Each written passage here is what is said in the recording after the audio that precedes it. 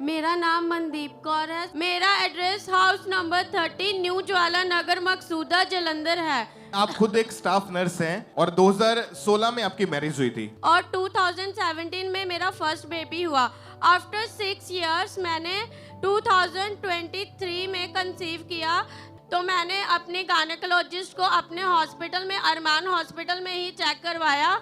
जब उन्होंने अल्ट्रासाउंड करी तो उसमें SCH आया, जो कि सब कोरियोनिक हेमरेज था। जब मेरी सेकंड प्रेगनेंसी थी तो मुझे मैम ने बोला कि हाई रिस्क प्रेगनेंसी है, हम देखते हैं। तो एवरी मंथ आपकी स्कैन्स होगी, आपको अंडर ऑब्जर्वेशन रखा जाएगा।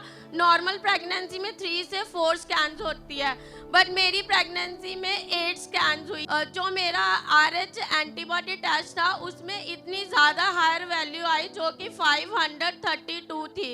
तो मैंने मैम को बोला, मैम कहते इट्स वेरी हाई लेवल। तो हमें हर महीने ये चेक करना है, जब भी आप स्कैन करवाओगे तो जो आपकी स्कैन करेगा उनको ये बोलना है कि बच्चे को अच्छे से चेक करें, कहीं हाई ड्रॉप्स तो नहीं बने हुए। हाई ड्रॉप्स मीन्स कि बच्चे की बॉडी में पानी भर जाता था। मुझे इतना ज़्यादा प्रेगनेंसी में कॉम्प्लिकेशंस आई। मुझे हाई ग्रेड फीवर 103, 104 इतना रहता रहा। उसके बाद मेरी 5th मंथ में जब स्कैन हुई तब मुझे जो लेवल 2 की स्कैन होती है उसमें सारे बॉडी पार्ट्स को चेक करते हैं।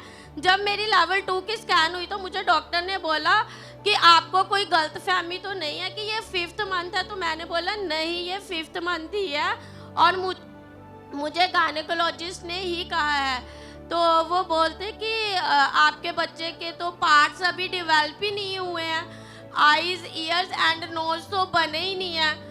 6 मंथ की स्कैनिंग के बाद मैंने डायरेक्ट 7th में मिस करके 8th में ही करवाई थी। तो मुझे डॉक्टर ने बोला कि आपके ना जो एमनियोटिक फ्लूइड होता है वो कम हो गया, क्योंकि मेरी मूवमेंट्स बहुत ज़्यादा कम हो गई थी बच्चे की। और दोनों को ही डॉक्टर ने बताया था कि माँ और बच्चे को दोनों को खतरा है जी। और आपकी डिलीवरी 8वें महीने में हुई। फिर मेरी डिलीवरी 8 के लास्ट में हो गई थी, जब मुझे डॉक्टर ने बोला कि आपके एमनियोटिक फ्लूइड बहुत ज़्यादा कम रह गया है।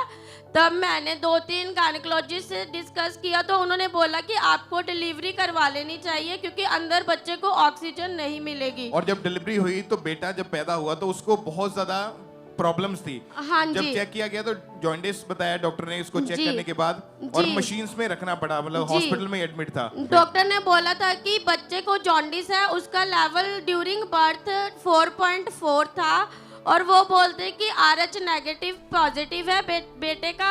अगर इसकी वैल्यू 20 तक पहुंची तो होल ब्लड ट्रांसफ्यूजन करना पड़ेगा, पूरी बॉडी का ब्लड ही चेंज करना पड़ेगा, जो कि हाई रिस्क है। तो हमने बोला कि ठीक है, हमारा फेथ तो प्रभु में था ही, हम प्रेयर्स भी करवा रहे थे। डे बाय डे इसके 8 दिन तक डेली टेस्ट होते रहे और जो लेवल था बिलीरुबिन का वो डे बाय डे बढ़ रहा था। जो मैंने 8th डे पे करवाया था उसकी वैल्यू 19.7 आई थी और मुझे डॉक्टर ने बोला था कि हम एक टेस्ट और करवाएंगे, इसके बाद इसके पूरी बॉडी का ब्लड चेंज करना पड़ेगा, आपको हायर सेंटर में रेफर करना पड़ेगा। तो मैं बहुत डर गई थी। तो फिर मैंने ये अंगीकार किया, प्रभु इसकी रिपोर्ट चंगी हो चुकी है, प्रभु मेरा विश्वास तुझ में है, इसकी रिपोर्ट चंगी हो चुकी है। जब 19.7 था उसका लेवल कम हुआ, 19.2 रह गया था। और अभी आपका बेबी कैसा है उसके बाद? मेरा बेबी बिल्कुल ठीक है, उसको कोई प्रॉब्लम नहीं है। प्रेयर को जब आपने रिसीव किया था अपने बच्चे के लिए, उस समय हॉस्पिटल में ही थे, मशीन्स में था बच्चा? हाँ जी, बच्चा भी हॉस्पिटल में था, मैं भी हॉस्पिटल और ये में बात थी। है 31 मार्च 2024 की। और जब प्रेयर को रिसीव किया, परमेश्वर की सामर्थ्य इन दोनों में एंटर हुई। पहले हम उस सामर्थ्य प्रेयर को देखते हैं। यीशु मसीह के सामर्थ्य नाम में मैं खुदावन विनती करता हूं तेरे पास आता हुआ, थैंक्स करता हूं तेरे कोड़ों के लिए जो तूने हमारे लिए खाए हैं। खुदावन इन बीमारों के लिए विनती करता हूं, तेरा पवित्र आत्मा जिन्हें छूकर चंगा कर दे। यीशु मसीह के नाम से इनकी हड्डियों से, ब्लड से, इनके शरीर से बीमारियों को निकाल दे। खुदावन बीमारियां निकल जाओ यीशु के नाम में, निकल जाओ यीशु मसीह के नाम में, आए उठ जाओ यीशु के नाम में। और जब आपने प्रेयर को रिसीव किया तुरंत ही बच्चे की बॉडी में हीलिंग होनी शुरू हो चुकी थी। Yes. जैसा डॉक्टर ने बोला था कि बच्चे का ब्लड जो था वो चेंज करना पड़ेगा, उसके बाद कोई जरूरत नहीं पड़ी इस चीज की। नहीं। और इतना सीरियस उस समय कंडीशन थी बच्चे की, इनकी फैमिली से सिग्नेचर तक करवा लिए गए थे कि बचना मुश्किल है, हमारी कोई गारंटी नहीं देते। लेकिन आज आपका जो बच्चा है वो बिल्कुल सेफ है और हील है, कोई मेडिसिन की जरूरत नहीं इसको हुई। नहीं। तारीफ करें उस जीवित परमेश्वर के नाम को, महिमा दे अपने हाथ को उठाते हुए ऊंची आवाज में। Thank you Jesus. Thank you Jesus.